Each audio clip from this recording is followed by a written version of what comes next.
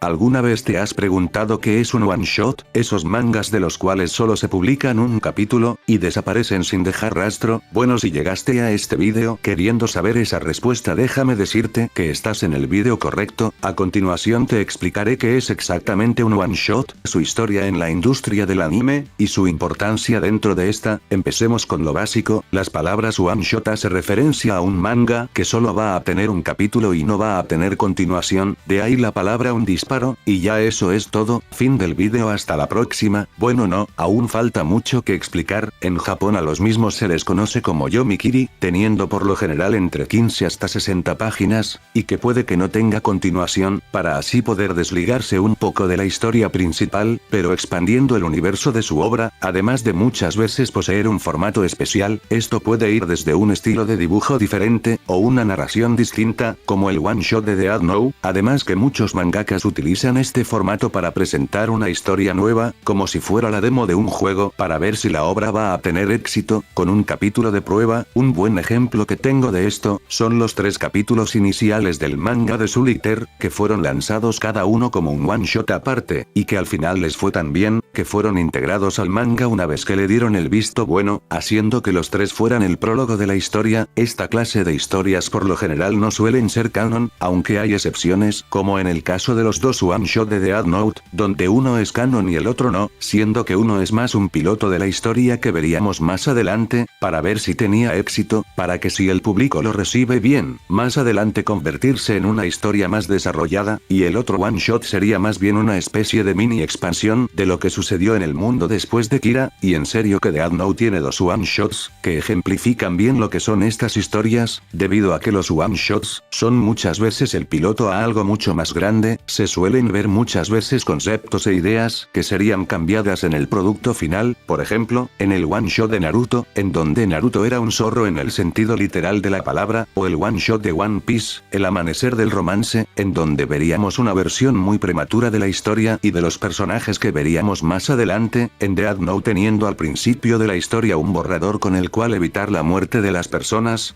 El one shot de Bleach, donde Ichigo tenía el cabello negro, debido a que originalmente el protagonista sería Rukia. Ahora, tenemos que hablar de un caso curioso que involucra al manga de Berserk. Verán, era el 12 de julio de 1996, y recién se había publicado el capítulo número 83 del manga, titulado El Dios del Abismo, que después tuvo que ser retirado y descanonizado por el mismo Kentaro Miura, por adelantar varias cosas importantes de la historia muy pronto. Bueno, como que bastante canon si era al final de todo. Si tuvo que ser descanonizado por adelantar muchas cosas importantes. La cosa es que este capítulo se convirtió en un one shot, y de paso un one shot que ahora es los media, porque del capítulo solo se pueden encontrar unas cuantas imágenes y varios rumores de lo que se mostraba y decía en el mismo, pero eso no le quitó el mérito de ser el capítulo one shot con mejor puntuación en My Anime List. Supongo que todo lo que sale de Berserk es cine, sin duda. Bueno, ahora que te quedó claro que un one shot es una historia corta que no tendrá continuidad,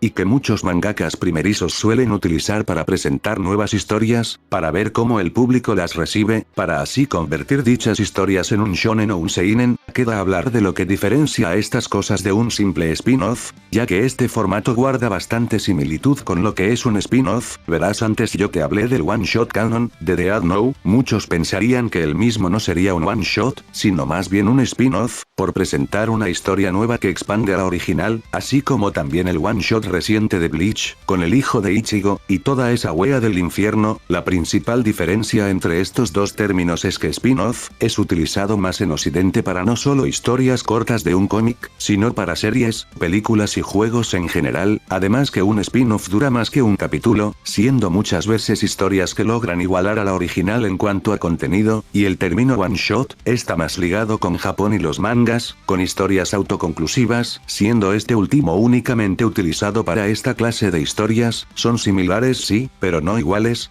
Un dato curioso sobre esto, es que en Estados Unidos a los mangas o cómics como estos, se les agregan un 1 y un asterisco, para demostrar que son historias de un capítulo y no tienen continuación. Antes de terminar quería mencionar a Shinen Scan Azuma, que salió en 1902, y que es considerado el primer one shot de todos, al presentar una historia de solo un capítulo y autoconclusivo, creado por el artista japonés Kitazawa Rakuten, y que formarían las bases del manga actual. Bueno, ya dicho todo eso, ¿qué te pareció pareció el video del día de hoy? Si te gustó agradecería que me apoyaras con una suscripción y un compartir, para que me ayudes a salir de Latinoamérica, y a mandar a la verga a Animeplex por tumbar el video original. Sin más que decir, por aquí estuvo el Caballero Negro, y hasta el próximo video.